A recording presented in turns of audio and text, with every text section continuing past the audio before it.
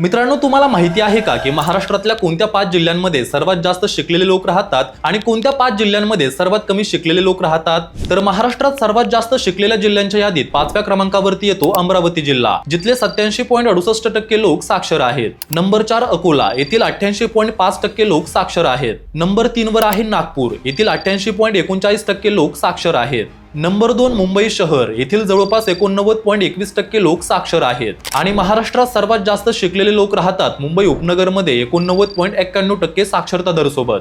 आता महाराष्ट्रात सर्वात कमी शिकलेल्या जिल्ह्यांच्या यादीत 5वा जिल्हा आहे गडचिरोली, कारण येथील साक्षरता दर फक्त 74.36% आहे. नंबर 4 परभणी, येथील साक्षरता दर 73.34% आहे. नंबर 3 धुळे, येथे फक्त 72.80% लोक साक्षर आहेत. नंबर 2 जालना, येथील 71.52% लोक साक्षर आहेत. आणि महाराष्ट्रातले सर्वात कमी शिकलेले लोक राहतात नंदुरबार जिल्ह्यात, कारण इथला साक्षरता दर फक्त 64.38% आहे.